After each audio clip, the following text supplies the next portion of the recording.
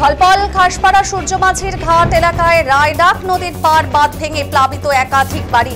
ঘটনাটি বুধবার বিকেলের জানা গেছে তুফানগঞ্জ ১ নম্বর ব্লকের ধলপল ১ নম্বর গ্রাম পঞ্চায়েতের খাসপাড়া সূর্যমাঝের ঘাটপাড় এলাকায় রায়ডাক নদীর পার বাঁধ ভেঙে গ্রামে জল ঢুকেছে।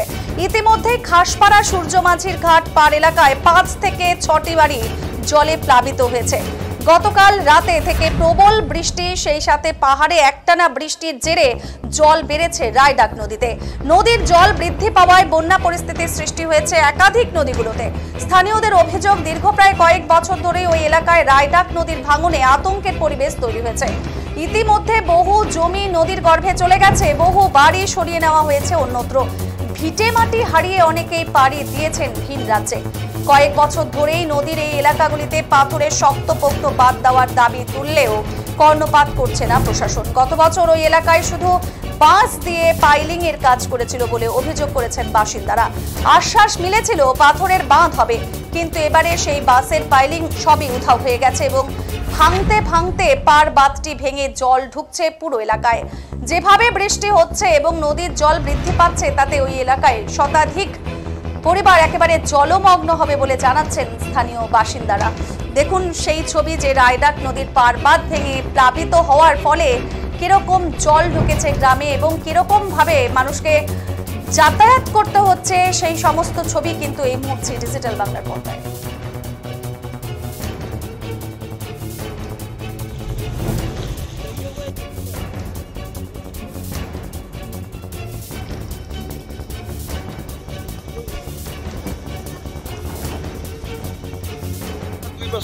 নদীর বাঁধটা হোক জায়গা এই করতে করতে সামনে বর্ষার পরে এই আমাদের বাঁশের পালিংটা হলো, আমরা বললাম এই পালিং থাকবে না, পালিংটা ভালো করে দেন। ওনারা বলো না, যে পালিং দিছে এই পালিংই ঠিক থাকবে। তখন তো পালিং ১৭টা পালিং ছিল, এখন একটা পালিং আছে, এই যে ভাঙে কিন্তু নদী এদিকে চলে গেছে, আমাদের বাড়ির দিকে গেছে, আমার বাড়িতেও জল জল উঠছে আর কি উঠছে।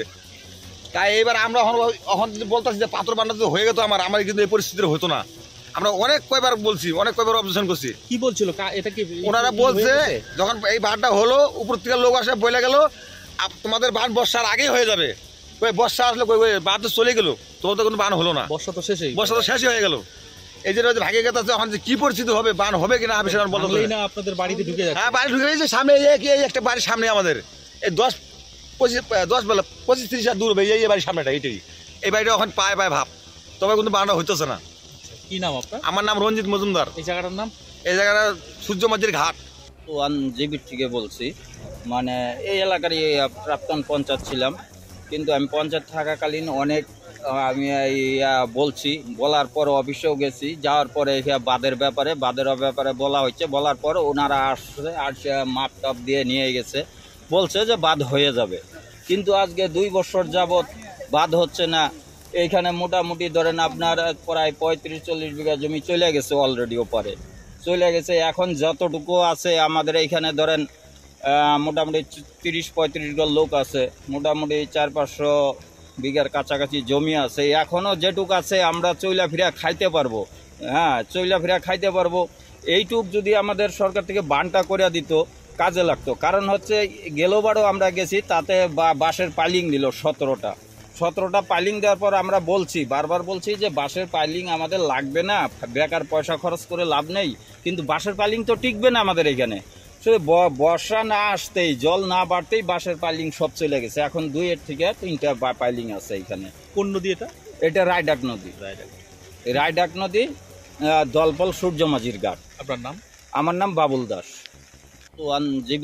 সমস্যাটা হলো, যদি এর মধ্যে তাড়াতাড়ি যদি বানটা হয়ে যেত, তাহলে আমাদের যে মোটামুটি 400-500 লোক আছে এখানে, এদের সুবিধা হতো। জমি সব ভেঙে যাচ্ছে।